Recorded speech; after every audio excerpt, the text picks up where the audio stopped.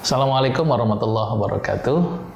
Sahabat DRV, perkenalkan saya Dr. Agus Rahmadi sebagai peneliti bekam, dan insya Allah hari ini saya akan coba terangkan bagaimana bekam ditinjau dari sisi medis.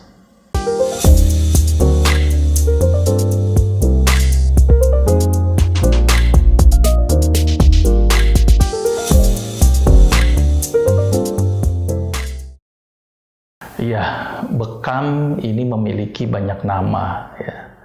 Ada yang orang nyebutnya cantuk. Ini kalau orang Jawa bilangnya cantuk. Ya. Kalau orang Inggris namanya cupping. Ya. Ada yang bilang blood cupping. Kalau orang Arab bilangnya hijamah. Ya. Tapi intinya adalah suatu mekanisme mengeluarkan darah melalui perlukaan di daerah kulit.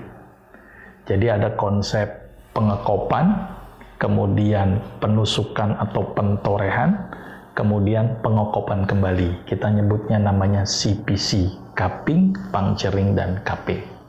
Nah, bekam ini sebenarnya sudah ada sejak zaman dahulu, ya, dari Babilonia, Mesir, Cina, sudah ribuan tahun sebelum Masehi, dan kemudian berkembang sampai saat ini. Dan dulu dianggap bahwa pengobatan bekam adalah pengobatan yang tradisional atau sekedar alternatif.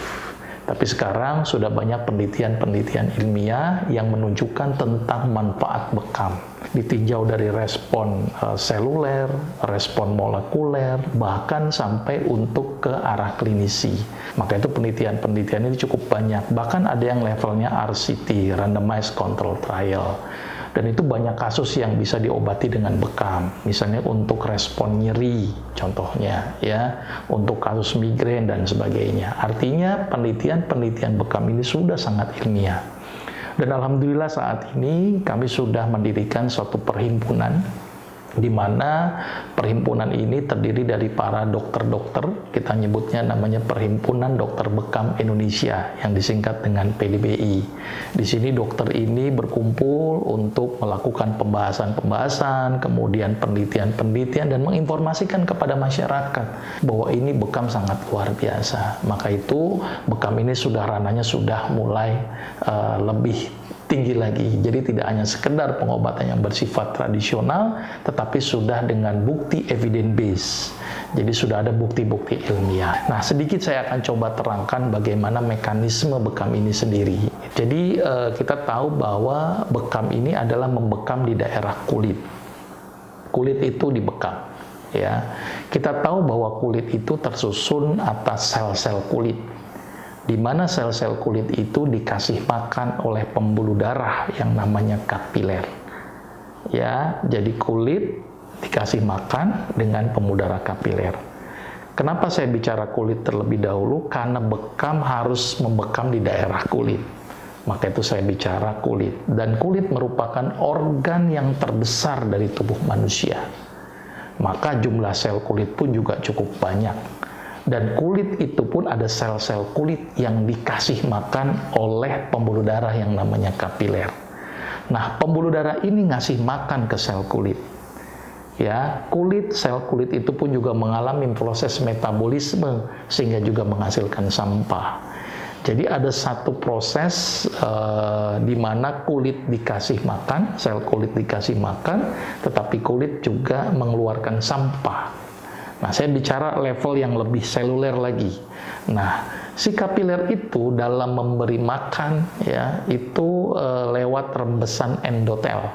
Jadi dia merembes, ngasih makan, isinya apa? Ada oksigen, ada glukosa, ada asam amino. Kemudian sel mengalami proses metabolisme, menghasilkan sampah-sampah sisa metabolisme, CO2, air, dan sebagainya.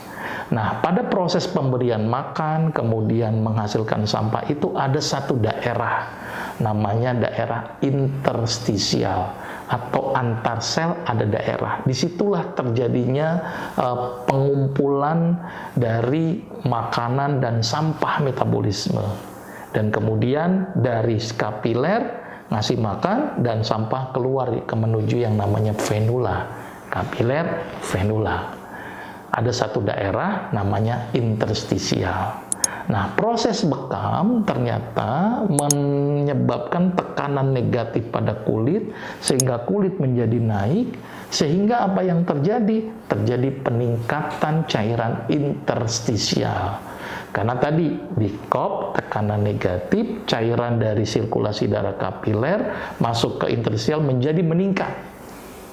Sampah pun yang seharusnya terbuang karena di kop, maka dia akan terhambat untuk proses pengeluarannya, sehingga ngumpullah cairan interstisial yang meningkat di daerah yang namanya interstisial. Jadi di kop berarti terjadi akumulasi cairan interstisial. Kemudian setelah di kop dalam jangka waktu beberapa menit gitu ya, atau sampai kondisi sudah hiperemis, kopnya dilepas, kemudian dilakukan penusukan atau penyayatan. Ditusuk, maka keluarlah tadi cairan interstisial. Jadi mayoritas yang keluar pada saat bekam itu adalah cairan interstisial. Walaupun ada juga dinding pembuluh darah yang robek. Ada yang robek, maka juga sebagian sel darah pun ada yang keluar, tapi itu sebagian kecil. Atau sel darah merah mengalami lisis sehingga menimbulkan warna merah. Setelah ditusuk atau ditoreh kemudian dikop lagi, maka cairan keluar tuh dalam jumlah yang banyak. Maka itu bekam adalah proses pengeluaran cairan interstisial, di mana di situ berisi makanan, di situ juga berisi sampah-sampah metabolisme, di situ juga berisi radikal-radikal bebas. Maka itu bekam ini sangat luar biasa untuk mengeluarkan tadi sisa-sisa sampah metabolisme. Maka itu bekam ini bisa bermanfaat untuk beberapa aspek penyakit. Ada sesuatu yang unik dari bekam ini. Bekam tidak hanya mengeluarkan yang hidrofilik, tetapi juga lipofilik. Berbeda dengan ginjal. Ginjal hanya yang hidrofilik saja yang difiltrasi atau disaring. Tetapi bekam, filtrasi melalui dinding endotelnya tidak hanya yang hidrofilik, tetapi yang juga lipofilik atau larut dalam lemak. Maka itu kenapa bekam bagus untuk menurunkan kolesterol. Bekam sangat bagus untuk menurunkan tensi, karena tadi cairan interstisial banyak yang keluar. Bekam juga bagus untuk menurunkan asam urat. Bahkan ketika bekam, nah ini yang cukup unik, terjadi respon inflamasi. Karena ditusuk, karena ditoreh, maka bekam membuat proses peradangan buatan, atau kita sebut namanya artificial inflamasi. Jadi peradangan yang dibuat. Karena dibikin radang, maka menyebabkan respon imun menjadi berespon. Makrofag jadi aktif, monosit keluar, sel mas mengeluarkan histamin, dan mengeluarkan sitokin karena dibikin peradangan lokal. Maka itu bekam sangat bagus untuk meningkatkan respon imun. Selain itu juga ternyata bekam tidak hanya tadi sebatas meningkatkan respon imun. Ternyata setiap ada yang luka ya, maka akan terjadi produksi yang namanya nitrit oxide. Nitrit oxide ini berperan untuk apa? Vasodilatasi pembuluh darah. Jadi pembuluh darahnya pun juga menjadi melebar, gitu ya. Di samping itu juga bekam juga mengeluarkan radikal bebas. Maka itu bisa mereduksi radikal bebas yang dihasilkan dari dalam tubuh. Jadi kesimpulannya adalah bekam sangat luar biasa dari sisi ilmiah. Ada satu lagi yang cukup menarik, ternyata aktivasi endorfin. Dengan rangsang nyeri, maka endorfin di otak menjadi keluar karena untuk menghambat substansi P yang dihasilkan dari nyeri, ditambah lagi ada sel keratinosit yang memproduksi beta endorfin. Jadi ternyata beta endorfin ini juga teraktivasi dengan adanya rangsangan bekam.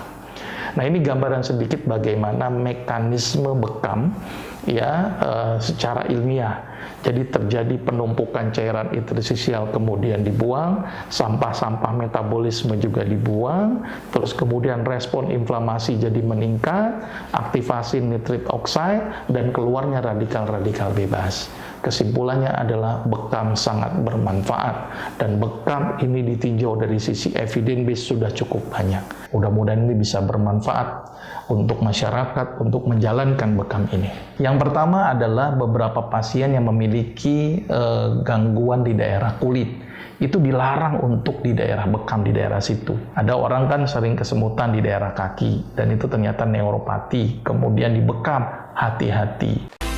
Dapatkan informasi medis langsung dari Dr. Vito dengan subscribe channel YouTube ini. Anda juga bisa membagikan semua informasi berharga di sini dengan cara share ke teman-teman atau kenalan Anda.